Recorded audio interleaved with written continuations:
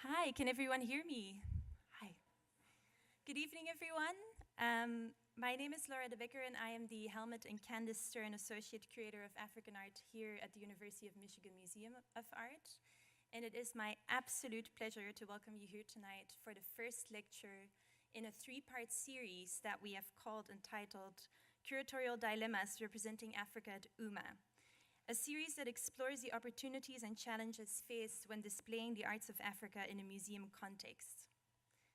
Tonight's program will feature the magnificent Polly Nooter-Roberts, who, in addition to holding a full-time professorship in the Department of World Arts and Cultures at UCLA, also acts as the consulting curator for the Los Angeles County Museum of Art, the consulting curator for African art. She is one of the leading scholars in our field and has created several paradigm-shifting exhibitions that have changed the ways in which we conceptualize and theorize the display of African art. But to fully convey the prominence and importance of our speaker tonight, we have invited Ray Silverman, my partner in organizing this series, to give a more formal introduction shortly. As we prepare for a reinstallation of the permanent gallery here at UMMA, the museum has invited three leading curators of African art to visit Ann Arbor and to provide insights drawn from their decades of experience.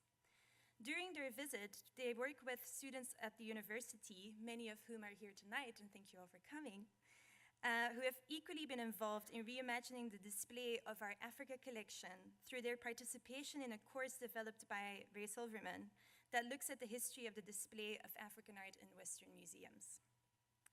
We hope you will also be able to join us for these upcoming lectures. All take place on Thursdays at 7 p.m. in this very auditorium. On November 2nd, we welcome Pamela McCluskey from the Seattle Art Museum.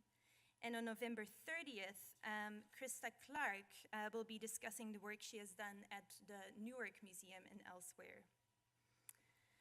This lecture series coincides with our exhibition titled Power Contained, the Art of Authority in Central and West Africa, which is on display on the Branham Bridge through the end of December, and which exemplifies some of the principles of display and interpretation that we are investigating through this lecture series. The exhibition and the series would not have been possible without the generous support of several of our partners, and we would like to thank the University of Michigan African Studies Center, the Department of Afro-American and African Studies, the Department of History of Art, the Institute for the Humanities, the Museum Studies Program, and the University of Michigan Office of the Provost. It's quite a few partners there. During tonight's program, we will of course hear from our distinguished speaker, who has also agreed to take some questions from the audience at the end of her presentation. But to properly introduce Polly, please allow me to introduce Ray Silverman to you. Ray Silverman, professor in History of Art, African Studies, and Museum Studies, wears many hats, as you can already tell from his title, clearly. As well as being a specialist in the visual cultures of Ghana and Ethiopia, and just as a footnote here, most African art historians tend to specialize in one culture, let alone one country, let alone two countries, but he is a specialist in both Ghana and Ethiopia. Ray's research has also closely engaged the field of museum and heritage studies, exploring museum culture in Africa, looking at how local knowledge is translated in national and community-based cultural institutions.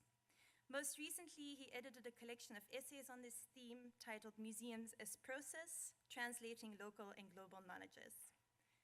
Ray has been the driving force behind this lecture series, tirelessly sharing his knowledge, his contacts, and his time to make this unique experience possible for our students and for our audience members here tonight. He has been an invaluable partner to the museum and a truly exceptional colleague. And I would personally like to thank him for his generosity and his mentorship as I look forward to many more collaborative projects to come. Please join me in welcoming Ray, who will in turn introduce our speaker for the evening, and thank you again for coming.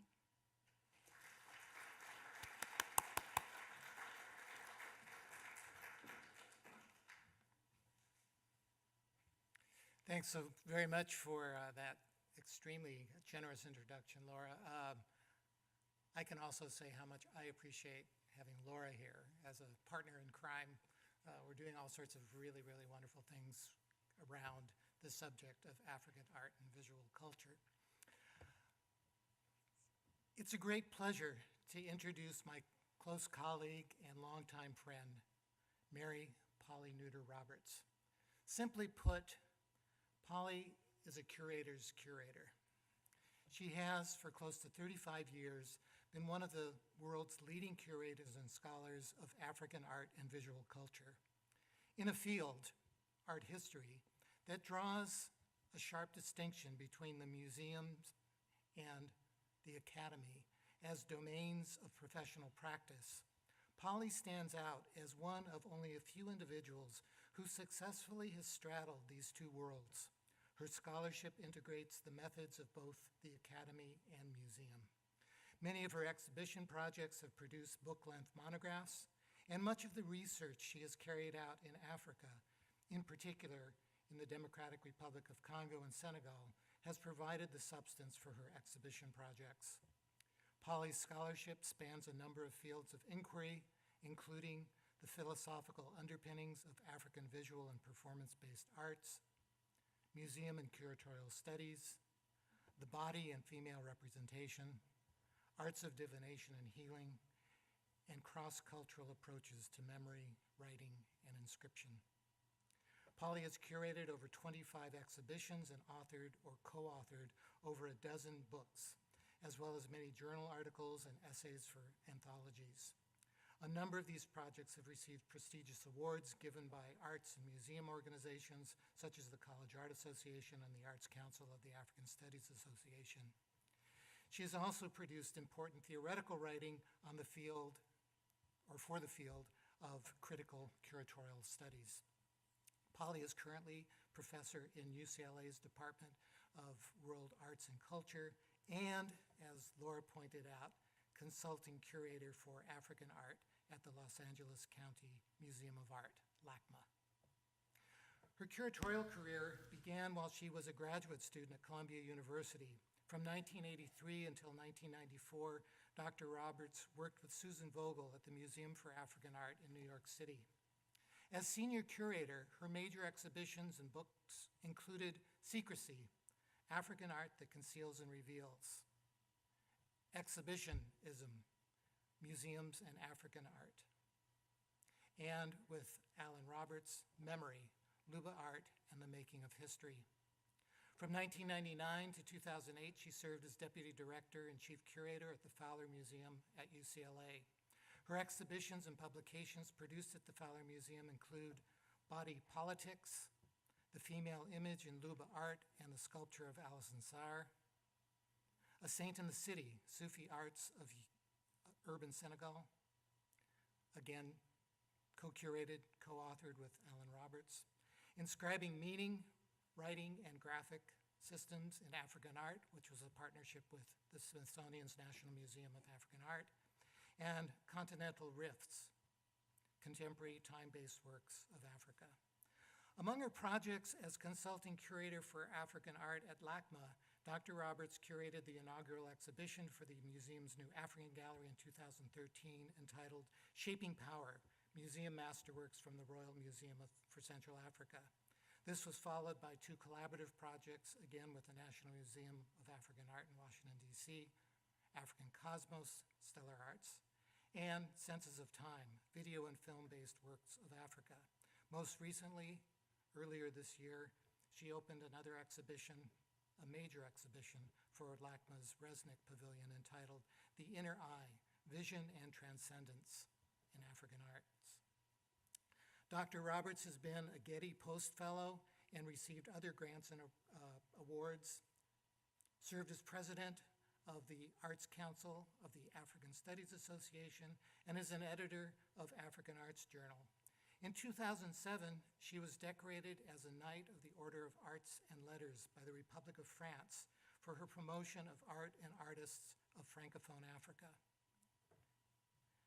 And just a few months ago, she was honored with the Lifetime Leadership Award by the Arts Council of the African Studies Association. The award is in recognition of her, quote, excellence, innovative contributions, and vision in the fields of African and diasporic arts. It is truly humbling to learn that in the midst of this prolific career, Polly has, since 2010, been a stage 4 metastatic breast cancer patient and has become a passionate advocate for this cause. In addition to all that she does at UCLA and at LACMA, she has been an active spokesperson and conference organizer dedicated to bringing greater visibility and awareness to metastatic breast cancer. For several decades now, Polly's curatorial work has played a key role in shaping museum strategies for representing Africa. It is for this reason we have invited her to Michigan to participate in Curatorial Dilemmas, to share some of the insights she has acquired in grappling with the challenge of translating the historical and contemporary visual practices of the continent for audiences in the US and Europe. I know we're in for a real treat this evening. Please join me in welcoming Polly Nooter-Roberts.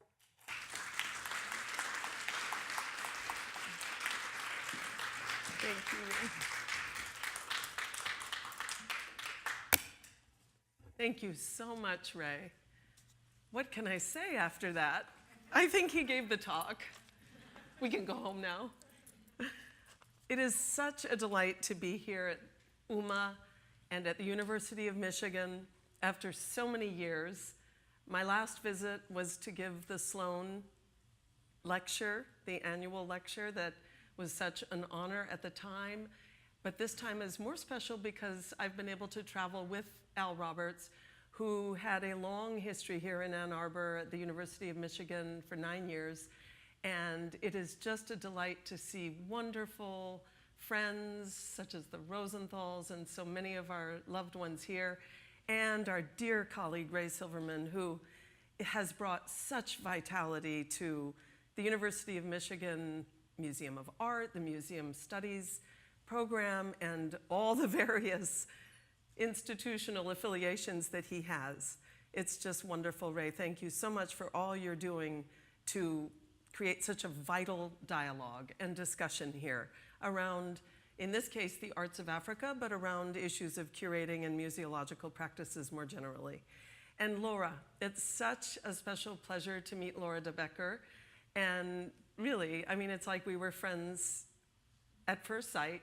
She does wonderful work. This museum is so fortunate to have her. And I just know that you're going to see great things already. The Power Contained exhibition was such a delight to see this morning. And we're so excited about the new installation. Lisa Borgsdorf, thank you so much for facilitating our trip so beautifully. It's just been the warmest welcome, as always.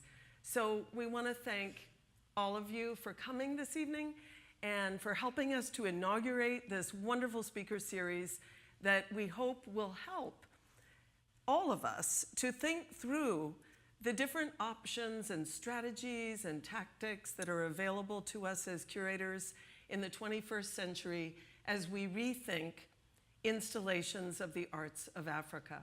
And with UMMA's new forthcoming galleries in planning, I hope that the speaker series will, in collaboration with the wonderful seminar that Ray is teaching with Laura's assistance, be a really, really innovative way to think about new approaches and shift away from the canon, as Ray says, from the conventions that we're so trapped by, it seems, that it's hard sometimes to loosen ourselves from the grip of what has been done before in order to try new things and to widen our purview and enlarge the vistas of possibility.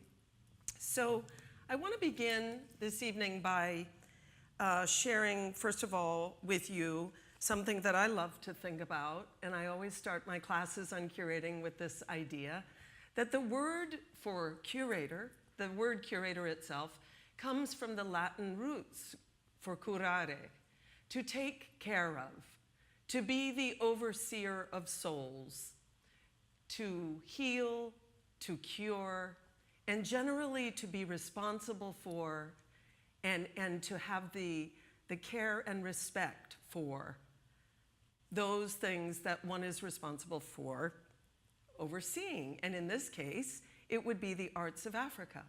Now, whenever we're curators of cultures different from our own, we have a very special responsibility because we are the mediators of the knowledge and the practices and the traditions that inform these great works of art that for various reasons have traveled away from their own earlier communities and have ended up in Western museum settings, which is what the curatorial dilemma is.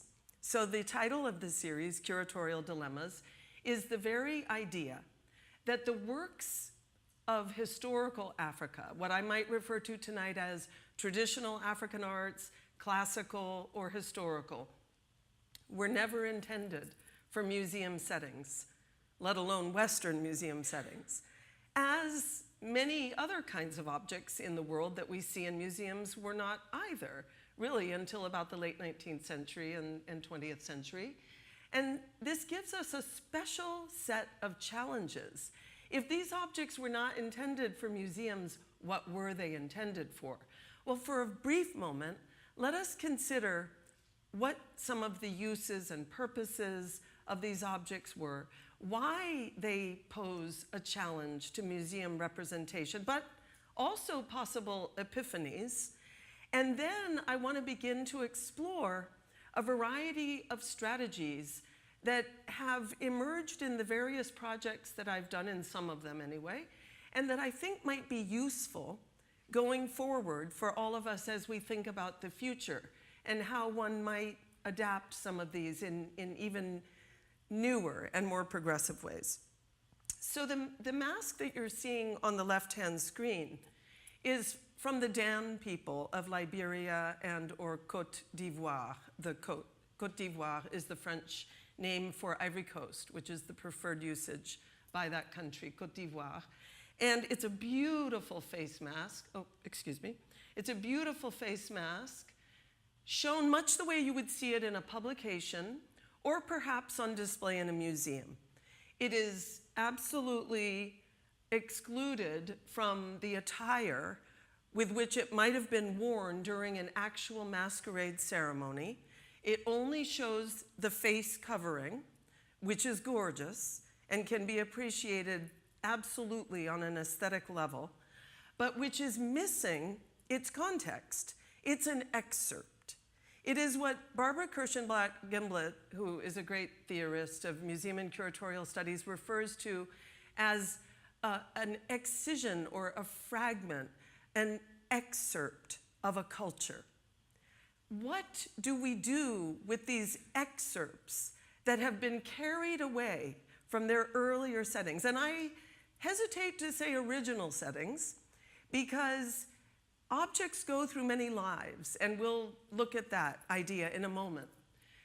But the fact is that it is a problem when we seek to try to recontextualize. After the objects have been decontextualized and carried away, and then brought into a Western museum setting, either a private collection or a Western museum, and then what are the options for recontextualizing?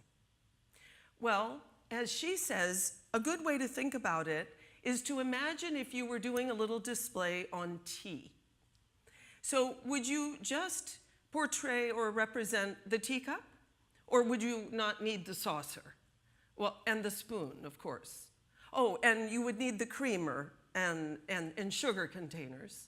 And you might actually want to add the lace, as well as the period table that it sat upon, and perhaps even the Victorian room or salon in which it was consumed. Where do you make the cut, is her point. It is very difficult when we're dealing with objects that were parts of synesthetic totalities, like this mask, to ever find the way to reinsert it into a context of any kind of completeness. It is always impossible. Even this field photograph, which is beautiful, is only a fragment.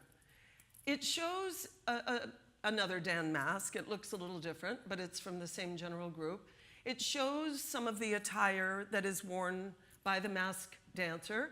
It shows some of the audience members, but it's missing the choreography. It's missing the dust that gets kicked up when performers are in motion. It's missing the sounds and the cajoling and the enthusiasm of the crowd.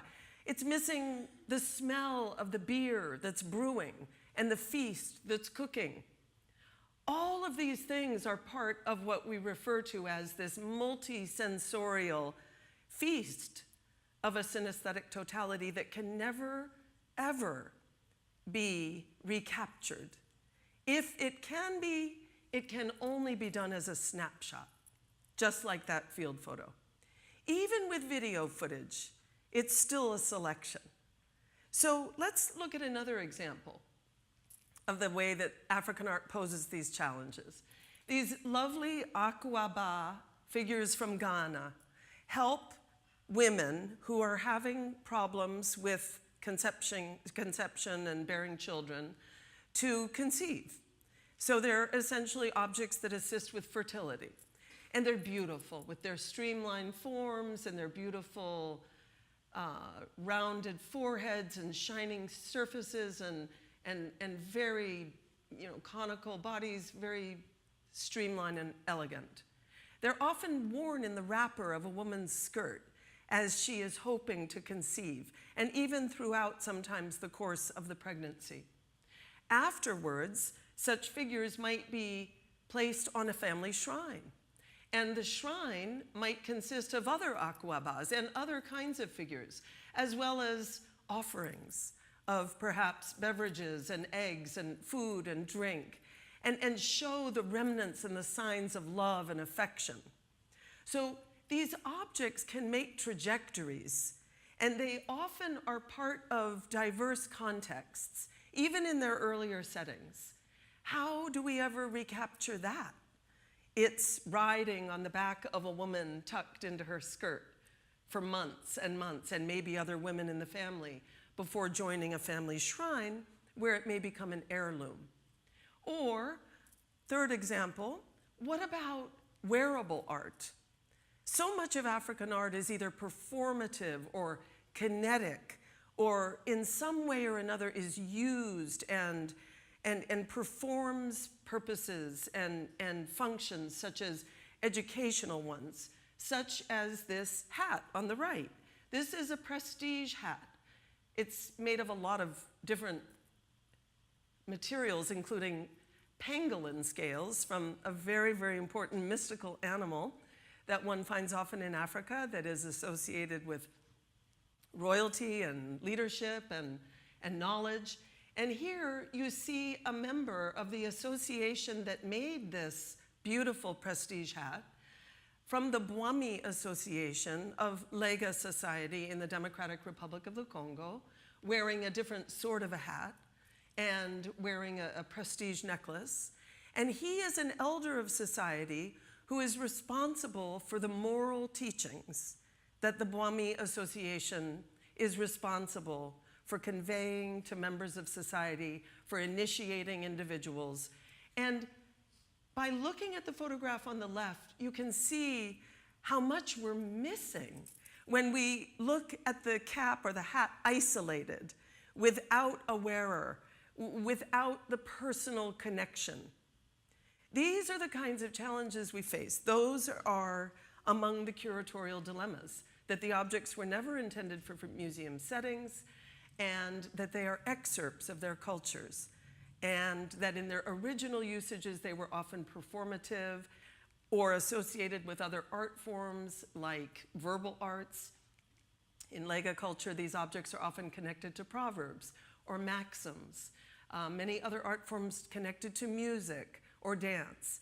And so there are just so many different ways that objects of Africa are so much a part of their culture. And for decades now, we Africanist art historians and anthropologists who are dedicated to this field have been searching for the ways to make our museum displays more fulsome, more complete, more somehow able to recreate and offer back some of what has been lost in translation. But I would like to offer a different set of ideas this evening that are not so much about that search for recontextualization. Because as BKG, Barbara Kirshenblatt-Gimblett, says, we can never recapture it. So instead of trying to recontextualize in exactly the way that we think would be the most appropriate in terms of a kind of a literal sort of replacement, what about moving towards some new ideas, such as contemporary relevance? I would like to look at a few exhibitions, the first of which will be the one and only long-term exhibition that I've worked on at the Fowler Museum, and the others are temporary exhibitions that I've either curated or had a hand in or been close to in some way that I think have lessons for us in ways that we can think about how to shift toward a new paradigm that stresses contemporary relevance. How do we make these art forms from so far away, from cultures that are so different from the experiences of most Western museum goers, feel and be meant to be understood as extremely relevant to our lives? Because they are. They have so much wisdom to teach. They have so many lessons to bear, and so many new possibilities for conceptualizing the world. And that's why I feel dedicated to this field, because it has enriched me personally. It has allowed me to see that there are other ways to view the life that we live and the world that we're part of, and these objects can help us to enlarge our purview, to extend our reach. So I'm going to just show a few images from the Fowler Museum at UCLA's long-term display that opened in 2006, already a long time ago. They're already rethinking what are the next steps. But nevertheless, it's still a fairly recent long-term gallery. Now, you may see that I'm avoiding the word permanent. I don't like that word. I don't think anything in a museum should ever be permanent. And by the way, the new addition to this museum and all the installations just show the wonderful movement and activity and constant innovation that's happening at UMMA. So I like to use the word long-term because no exhibition can ever last for very long. This one was intended for 7 years. And look, we're already at 2017. So it's already perhaps outlived its relevance, I'm not sure. But I do know one thing, it has a lot of lessons that are good to think with, as Levi-Strauss would say. And I'd like to focus on some of the wonderful things that this exhibition does. Now, it's important to understand that intersections, world, arts, local lives, my husband Al reminded me that he came up with that subtitle, World Arts / Local Lives, is the title of an exhibition that is not only African, because the Fowler Museum is a museum that focuses on global arts of the world, non-Western arts, mostly, primarily of Africa, but also the Pacific Islands, mainland Asia, and the indigenous Americas, past and up to the present. It's an amazing museum with over 120,000 objects and the very famous Welcome collection that came into the museum in the 1960s and put this museum on the map. So when we were conceptualizing this long-term space, the Fowler had never had one before. It had only done changing exhibitions. There were a number of things that were very important to us to consider. And I'd like to show you images as we talk about those. So first of all, these are the greeters. And these greeters in these cases that look through to the galleries beyond. So they're like four shadows. And each one of them is from some significant part of the world that is well represented in the collection. I won't go into all the details, but you would see many more such things once you would enter into the exhibition, which is in a 5,000 square foot space, and it's about 250 objects, just to give you a sense. So the first thing that we had to decide was, essentially we're a museum of the world, even though lacking in Euro-American arts. And we must decide, should it be a geographic approach, a chronological approach, or a thematic one? That was the first question. And it didn't take long for us to decide on a thematic one. It's too hard to fill in chronological gaps. It wouldn't be smooth. Geographic approaches can be a little bit passé, especially in the arts of Africa, where there's always been this canon for how we go from West to Central and East and Southern Africa. Don't ask me why. There have been a couple of, very sort of rebellious publications that have just decided to go the other way around so that it could just make the point that that's an arbitrary decision too. As Susan Vogel, the curator with whom I worked and a very brilliant museum director of the past at the Museum for African Art in New York, has written, always true to the object in our fashion.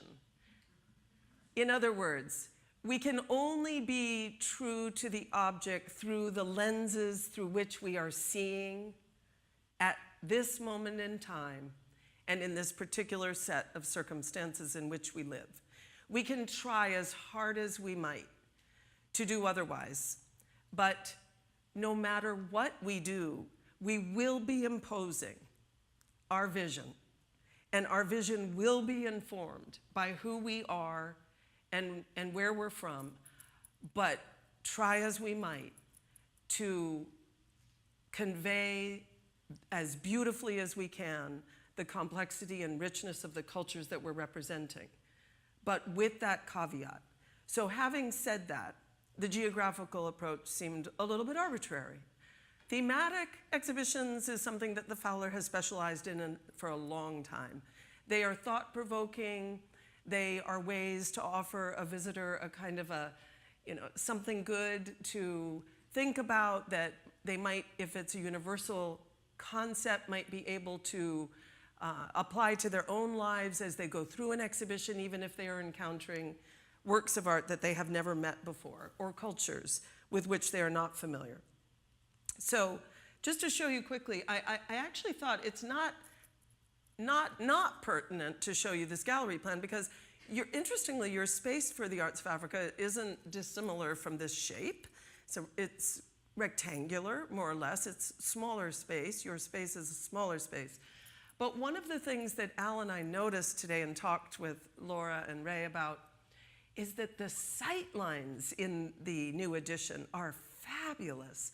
And the ways that you can talk to objects that are up on the landing or that are down below or that are, if you look to your left or right, maybe in another gallery, are opportunities for some really innovative dialogue. And even perhaps, I was suggesting dispersing some African objects out into the other galleries, as you actually have in one of your exhibitions that I saw of some lone objects from alumni. And that's a really, really nice and very contemporary way too, to get objects talking to one another. So in the gallery plan that we show here, just so you know, you enter here, you see the greeters. There's a wonderful introductory video here with a lot of voices I'll talk about in a minute, a lot of individuals represented in this video. And then there are 4 sections. Their themes are simple: art and action, art and knowledge, art and power, and arts of transformation. Those themes emanated from the objects themselves. They screamed out at us as we looked through the storage rooms and thought about what we were going to select and how we were going to organize them.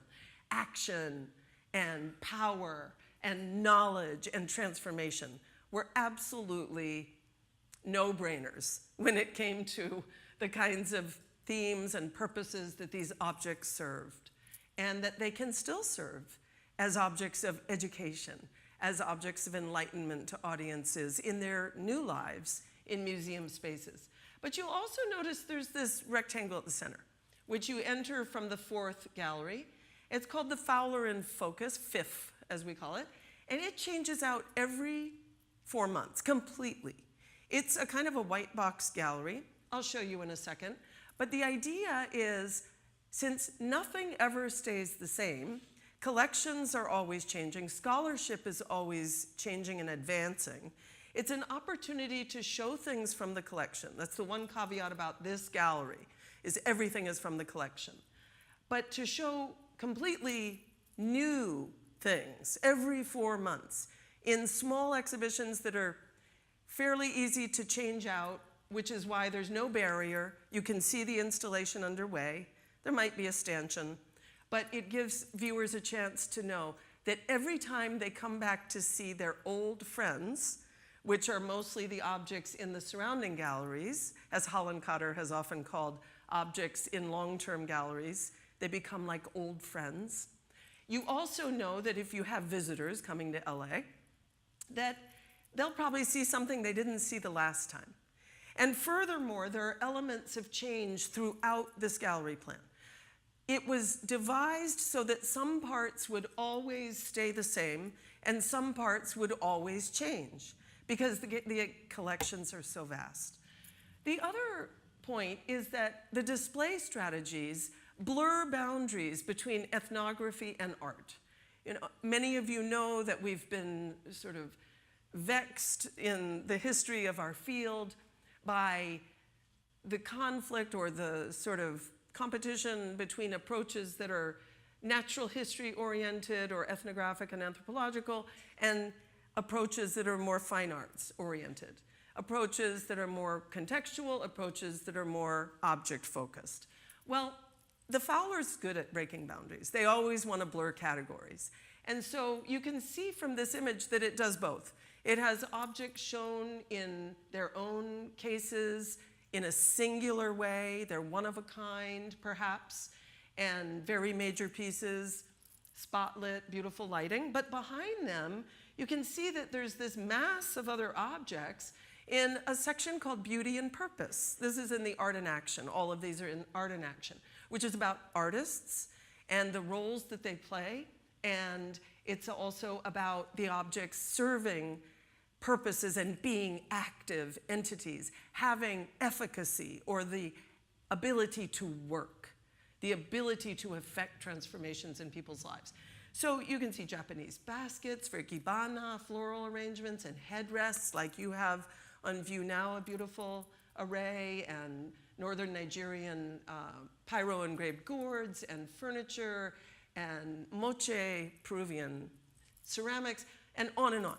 But every one of these can change at any time because that's how this particular display case was conceptualized by the designer and by the curators first.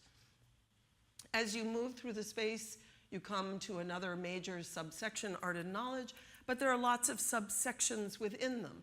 Now, occasionally you'll see a really large field photograph, but you can see that this exhibition is object-oriented. It's not infiltrated with field photographs and videos, and there was a time in the Fowler's life where you would see tons of photos hanging from the ceilings, and it was the way of trying to recapture that context I've been talking about. But the Getty made a grant to us as we were planning this for audio-visual components, and we were able to conceptualize ways to have context, but in a very discrete way, not overpowering the objects. So in addition to the introductory video that represents a multitude of voices, which I'll mention in a moment, there are also these video kiosks that have several options, and each one is a story, 4 or 5 minutes long, about some object in the gallery. There are usually about 3 choices in each of the kiosks in each room. So you get, in addition to the labels and small field photos and a few large field photos, these wonderful video accounts that are just beautiful, and they're online as well. And it's a way of inserting context without overpowering. Now, the other thing is when you look at the galleries, you can see kind of non-conventional colors. African art has had a history of canons of color in their displays over time. There have been the exhibitions that are way too dark. These look darker than they are, I will tell you. Or exhibitions that are earth tones. That was the convention, either dark or earth tone. Terracotta and beige and tan and green. But our designer, David Mayo at the time, came up with these incredible jewel-toned colors. It's not the white box gallery, but it's so elegant. The teal of the first gallery and the midnight blue of the second and the purple of the Art and Power room, which maybe was a bit on his part of a Western connection between, say, royalty or leadership and authority and purple. But aren't you wearing a purple shirt, Ray? And Al was earlier today, too. Are you still? So there's something about purple. And then the final gallery, which you'll see shortly, which is a kind of a plum. Now, I'm just saying that because he didn't even pass these by us. He was supposed to. I guess time ran out. Thank God we loved them. We were so excited by them because they didn't convey any particular set of meanings. They were just beautiful. He chose them because he thought they picked up a lot of the colors in the objects. He's a wonderful designer. And they did. But you can see that in addition to some objects in plexi, there are also open decks. And in some of these open decks, like this is a case study on Cameroon, we can change out this art and leadership subsection of art and power anytime with, say, arts of the Akan, peoples of Ghana, or arts of the Yoruba of Nigeria, all of which are royal arts, all of which relate to leadership, but in a changing, dynamic way, to keep bringing out new things, so it's never static.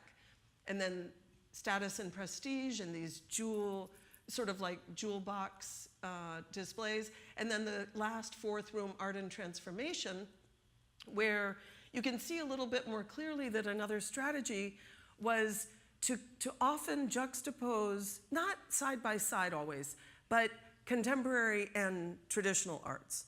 And most of the contemporary works come into art and transformation because while many of the works in this gallery deal with healing and with memorial, arts of spiritual intervention and arts of memorial, the third subsection is tradition as innovation. Because a Yoruba scholar, Olabi Iyai, has been quoted, and I quote him often, as saying, tradition always implies innovation. Tradition is nothing static or frozen about it. Traditions would not survive if they weren't constantly updated and constantly renewed and given new vitality. So one of the ways that we wanted to make sure audiences didn't just feel that they were stuck in time or in like some kind of ethnographic present or in some faraway time, that didn't feel relevant.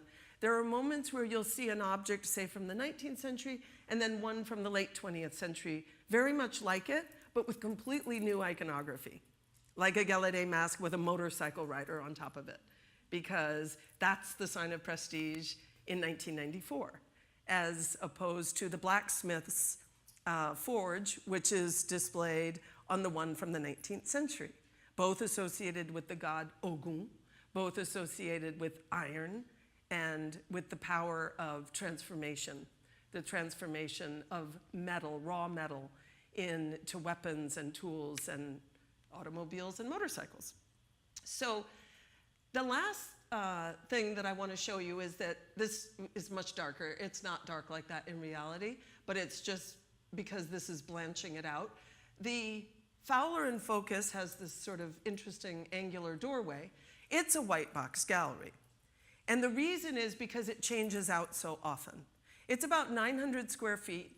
And the first one of, I think this was the first exhibition on Makishi, which was an acquisition of, say, 20 or 23 wonderful masks from Zambia. And we had it guest curated by Manuel Jordan. And we did actually a small publication. And every 4 months, this is changing like that. but with really innovative ideas. Sometimes all the curators come together, think of a theme that we can show from different parts of the world, like doorways was one of them, or sometimes it's on a particular corpus of objects. The other thing about intersections is that the audio-visual dimensions allowed us to incorporate a lot of voices. And this is very important. The more that you can do that in any display, the better.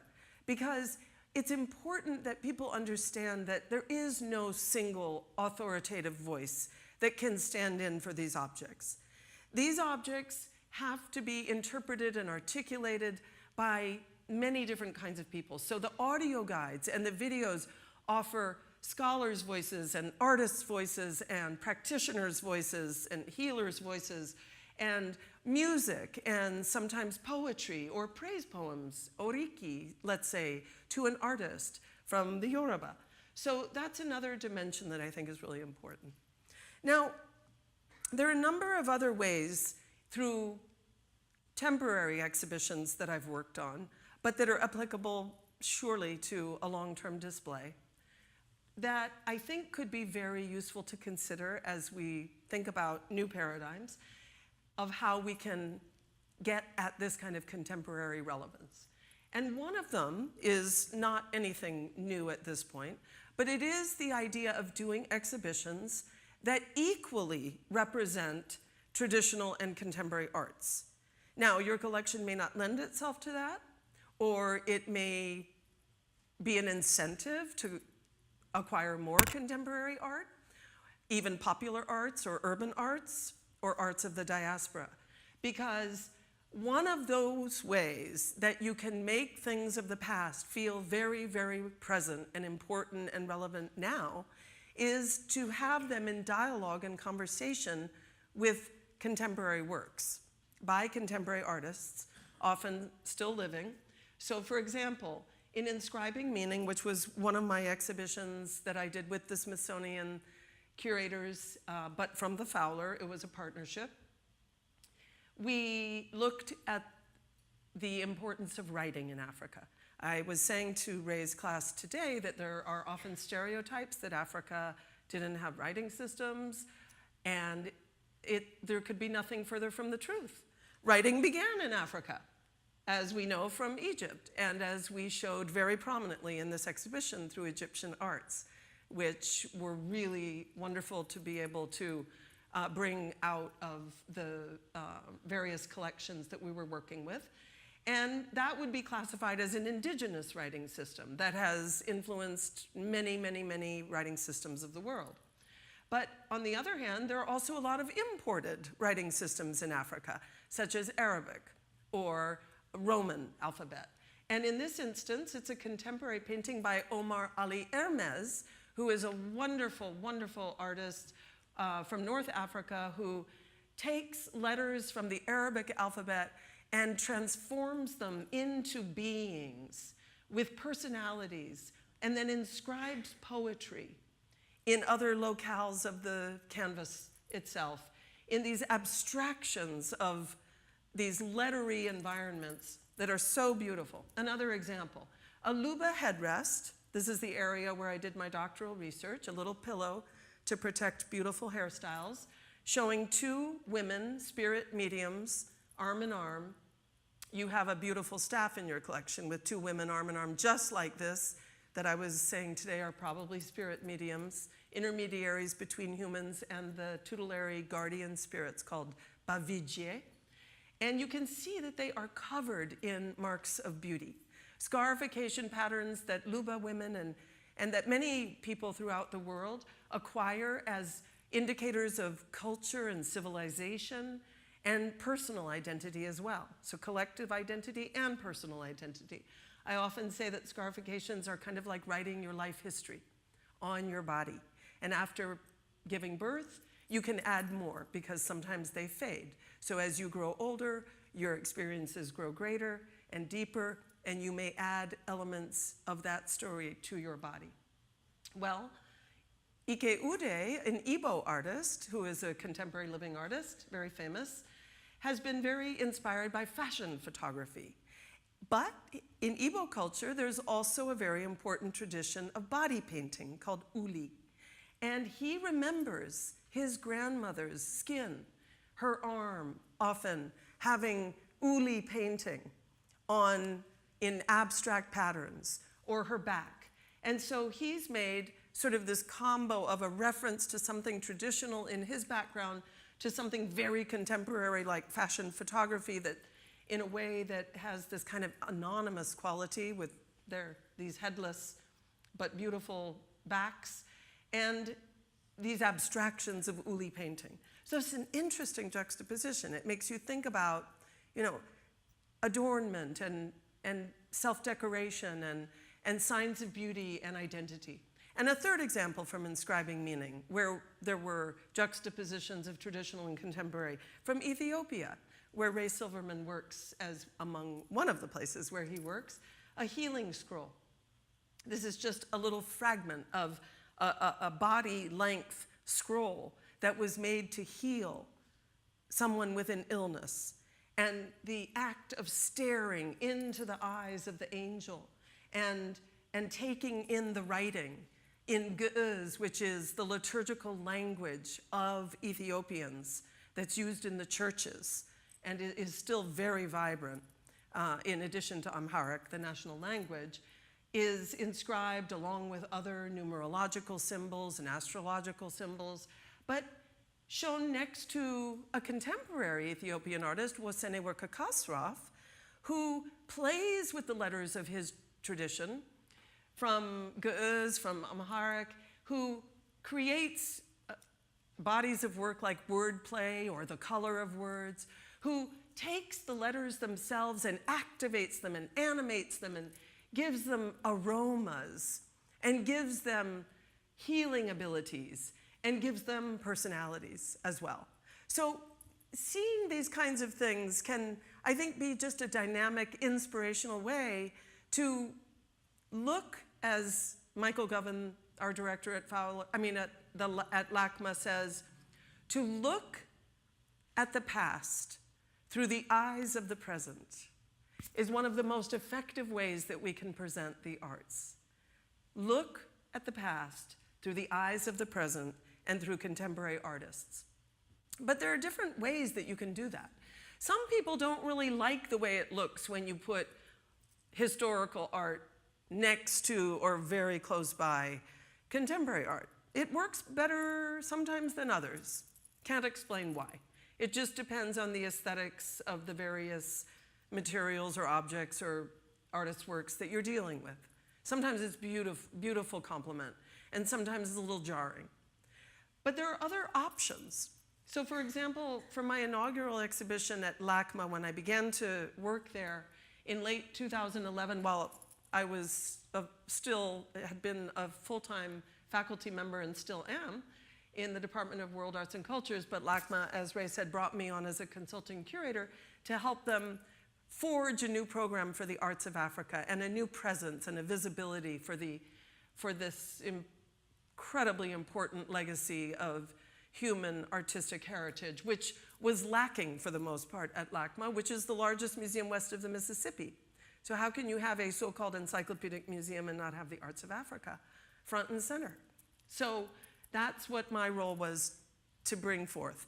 And the inaugural exhibition that opened in May of 2013 was Shaping Power, Luba Masterworks from the Royal Museum for Central Africa. This was my third exhibition on Luba art. Every museum I've worked for, my first exhibition has been on Luba art. But at the Museum for African Art, well, it wasn't my first exhibition, it was my second, but it was Memory with Al, Luba Art in the Making of History. At the Fowler, it was Body Politics, which I'll get to in a minute. And with LACMA, it was Shaping Power. Now, this wasn't a large exhibition, but it incorporated about 28 of the most important Luba works of art in the world that happened to be at this formerly colonial museum, the Royal Museum for Central Africa. Now, they are renovating, and that's why they lent them, and they are just beautiful, beautiful works. But before I leave this entryway, just cast your eye where the pointer is for a moment, and you'll see that there's an adjacent room here. And by the way, Egypt is through that door. And then there's a big expanse over here where the show had most of its life. What I want to present is this idea that you don't always have to put things side by side, but there can still be adjacencies that converse. So these are traditional Luba objects, so beautiful, always depicting the female image, which were always the vessels for the power of a ruler, because women's bodies were considered to be the strongest possible container for spiritual energy. And therefore, thrones or water pipes or bow and arrow stands or scepters, whatever emblems a ruler owned and held and had as manifestations of his power, were enhanced by the magnetism of the female form, beautified the way Luba women actually did beautify themselves in the 19th century and somewhat earlier, with scarifications and beautiful hairstyles, contemplative poses and demeanors and downward looking eyes, because they are reaching into the spirit world. And these objects, while they were on display in order to talk about how a kingdom that was as great as that of the Luba came into being, shaping power, and how these objects helped to shape the formation of that rulership, and how at the same time the rulership shaped those forms, it also struck me that we were going to really have to address the fact that these objects were from a colonial museum.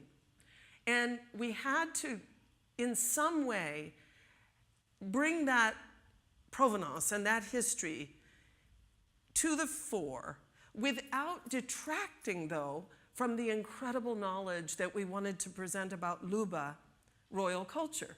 So this mask, for example, is the most iconic mask in the what's called Tervuren, the Royal Museum for Central Africa.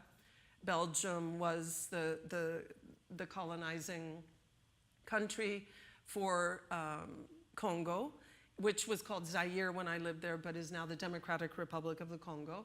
And it is a representation, most likely, of the culture hero who brought kingship to the Luba, who was a man, but also associated with the attributes, the majestic attributes, and the discreet attributes of a buffalo. And he was a tall, black hunter hero who introduced new technologies of agriculture and blacksmithing and hunting. And he brought new rules and regulations and formats for governance. All of Luba leadership is attributed to Mbidi Kilue. But how to get at the problem of how these objects were being borrowed from Tervuren, I decided could be done through art itself. We borrowed from the National Museum of African Art this absolutely amazing work by a Congolese artist named Aimé Mpane, who is part Luba and part Lulua, and it is called Congo, Shadow of a Shadow.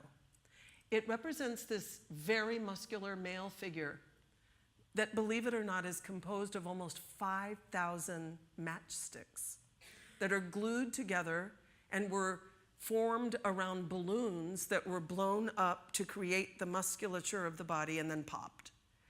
And as Aimé himself has said, they're like a bird's nest because there's such a fragility in the materiality, but the form is so strong, the man is so strong, and the shadow is so strong and so monumental. And it's looking over a grave that says Congo, 1885, the year of the Berlin Conference, when Africa was divvied up by the European colonial powers. And so what he's doing is referencing through this work, and by the way, these are figures that allude to the Civil War of the last 20-some years, like a pregnant mother and child, because you'll see that there are shoes and sandals dispersed. Aimé told us that when you would go into a village that had been devastated by rebels, that all sometimes that you would see were the shoes. So there is a lot of power in this work. It's very emotional. But by having the date of 1885, which is exactly about the date when all the other Luba objects in the show were either starting to be collected or actually date to probably earlier than that, but we can't really give them firm dates till about the colonial era when they started to make their way into Europe. We can tell from patina and from their wear that they're much, much earlier. He was able to then create a conversation that continued where the Luba objects left off and where a new set of power formations began to take shape in the Congo. Do you see what I mean? So it's like the works themselves could have a conversation without the curator stepping in a literal fashion or through literal text, as much as through the experience. People really, really spent time in this space. And I just wanted to show you a detail of how beautifully it's made and how delicate it is. Other ways that we could think about lending relevance include exhibitions about the diaspora, the African diaspora. And there have been many. Actually, the Fowler Museum is quite famous for a lot of them. And I'm just going to show you two examples. But what I'm referring to are exhibitions that deal not just with the continent of Africa, but with how it connects in some way to the African Americas. That can be another way of infusing relevance into an exhibition. So, well, one way that I tried to do it was through body politics, the female image of in Luba art and the sculpture of Alison Saar, where at the Fowler I created an exhibition that was a dialogue between the female images in Luba art that we've been seeing, that are the smaller sculptures in the exhibition, and these amazing sculptures of the contemporary artist Alison Saar, who is an LA resident, but she's a global and renowned artist already, and the daughter of Betty Saar, who's equally famous as one of the first recognized African-American women artists in the world. And Alison, already at the young age of her late 50s, is, I mean, she's already a national living treasure. She's just an amazing artist. And it was a conversation. It was a dialogue between her works about women, because she tends to focus on that, and a lot of times they were about women's experiences in African-American communities, or with wonderful literary references to the South. She's very literary. She often puns her titles, or about sort of racial mixing, because she comes from a Euro-American father and an African-American and Native American mother. And so a lot of her work is about sort of searching identity through the female body. And so we had a conversation. And not only were the works in conversation, but our voices were in conversation through parabolic speakers as we spoke and talked about the connections and relationships. I just want to say very briefly, she is not literally influenced by Luba art. She generally loves African art. Probably if she had any direct influence, it would be more from Yoruba. But even Congo a little bit. You can see the cavity in this figure of UMMA, who is otherwise a Yoruba goddess of the sea. She made this actually as a commission for the Getty. But the cavity tells us that she also is inspired by Congo. But it's not about that. It wasn't about these direct linkages. It was about having a conversation about the power of women and their ability to resist power through their bodies, and to look at hair and skin and gesture and posture and all these aspects that seemed to infuse both the Luba case and Alison Saar's work, and to find a kind of a place of convergence. It was like a set of convergences, and it was very, very illuminating. Another very powerful exhibition that used diaspora as a bridging device was Wrapped in Pride, about kente cloth, Ghanaian kente, and African American identity.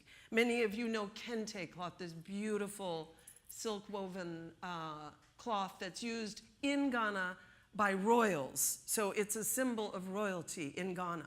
But in the African Americas, it has become a symbol of Africanity.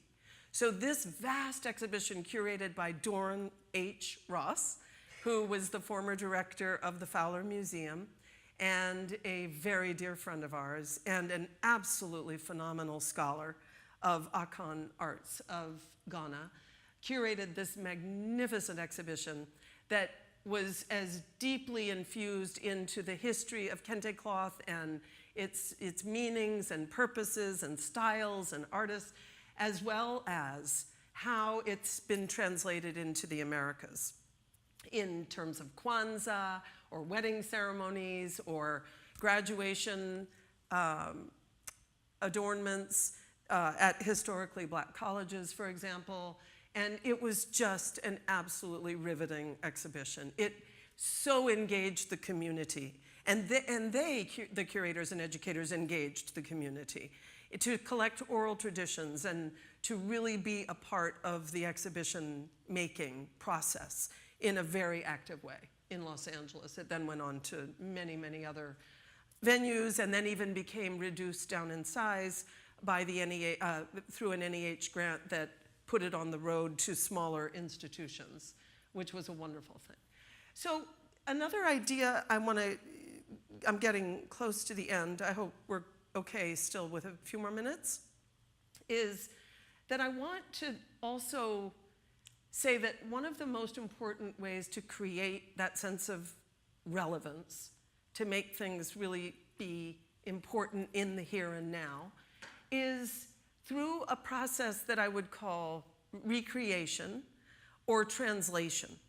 And to make this point, I want to talk for just a moment about my sense that a curator of cultural knowledge is one who should be a mediator, like the Luba women, the throne, for example, who mediates between the platform of the seat that is sat upon by the living ruler, but who is kneeling upon a foundation that is rooted in generations of knowledge.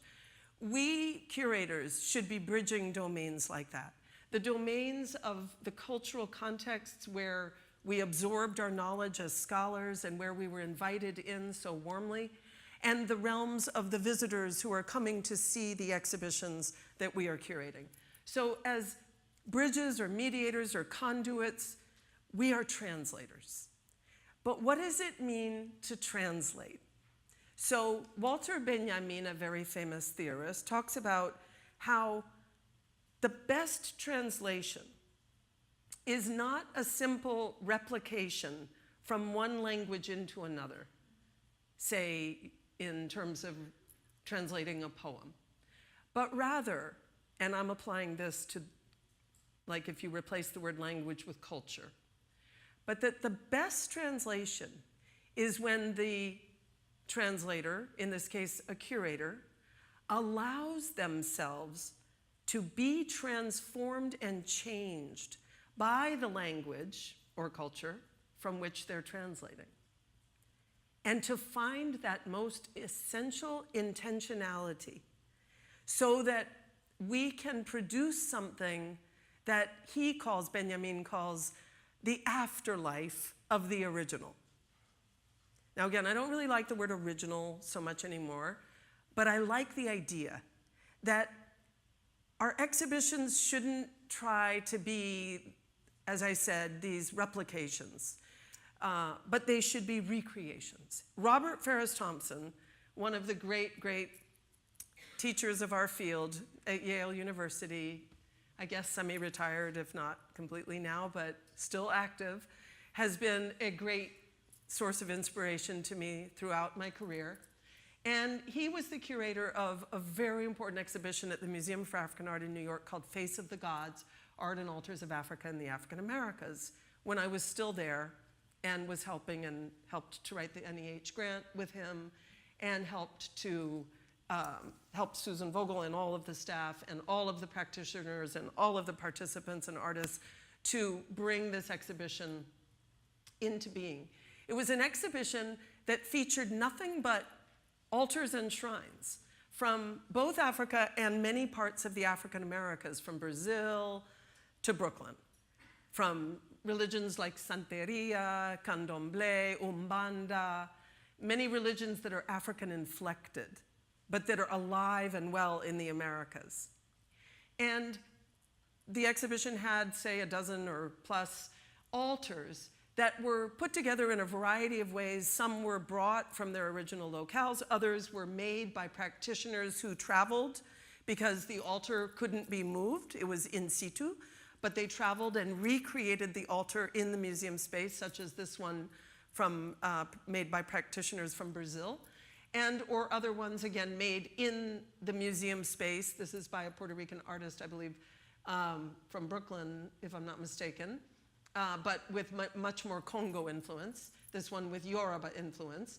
And what happened in the course of this exhibition, I'm only going to show you those two from that show, and I'm going to show you these two from another exhibition that happened within a year. They were, I think Face of the Gods was 1993, and Sacred Arts opened at the Fowler Museum at UCLA in 1995, about the religion of Vodou in Haiti, but as a very serious exhibition to challenge misassumptions and misunderstandings about voodoo, and to present the richness and complexity of this way of life and this set of religious practices. There were altars, in Vodou, and then a third example is from an exhibition that Al and I did, A Saint in the City.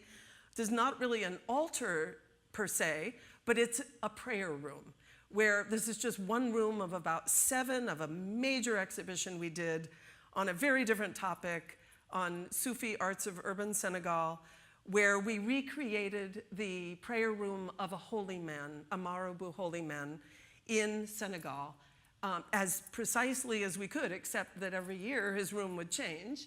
But we kind of took a moment of it and reestablished it. And in all 3 of these exhibitions, and others since then, like Botanica Los Angeles and Mamiwata, wherever there have been altars and shrines that have been put together in beautiful and very, very nuanced and careful ways as translations of an earlier manifestation that has changed the curator and the designers in such a way that they have been able to capture or to express the intention, the intentionality of it. These spaces came alive. Visitors engaged with all of these spaces in ways that were active, that were dynamic. They left offerings, they left gifts, they left photographs and money and flowers and cigarettes and prayers and petitions to the spirits. They performed capoeira and martial arts in front of them. They prostrated themselves before them. Not everybody, of course, but devotees of these particular religions in the different cities where these exhibitions traveled. And when Mourides, or Senegalese of the Sufi movement called the Mouride Way, or really any Senegalese who live in LA or came to LA, came into this exhibition, they immediately went straight to the paintings and touched their foreheads and their chests and made a humble posture of offering and blessing to Sheikh Ahmadou Bamba, the founding saint of the Mouride Way, and his sons and his daughters and his followers, because the space was alive. We warned the guards. Do not touch, forget about it. Because we knew that people would want to touch, and we made the space so they could. Al used to hold his office hours in here. Children would come and lie on the floors, on the cushions and the rugs, and do drawing exercises. A Buddhist chaplain of UCLA used to come and with groups just constantly to visit the room. It had an aura. It had something special in it that made it living.